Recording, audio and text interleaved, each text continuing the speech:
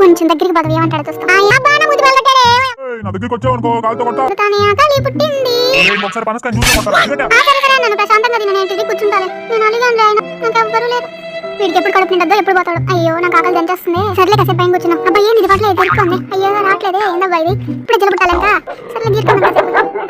ఎవరబ్బా అది? కుక్క. నేనేం చేసిన పాపిస్తాను నా బయట నేను కూర్చోనంటే ఊరికినమ్మ వానరం వచ్చినా వస్తుంది. దేవుడా అక్కడి నుంచి వెళ్ళిపోవడం బెస్ట్. వీడు ఇంకా తిన్న అవ్వలేదా? రే ఎంతసేపు వెయిట్ చేయాలా? పట్ల ఎలికి విరిగిస్తున్నాయి. కొంచెం దగ్గరికి పదవి ఏమంటాడు చూస్తా. అబ్బా నా పరువే పోయింది. సరే పైకి ఎక్కడన్నా కూర్చుంటా కుక్కుందా? ఇంకా ఉన్నావు ఏం చేయాలని ఇప్పుడు అరవకే తల్లి అరవకే.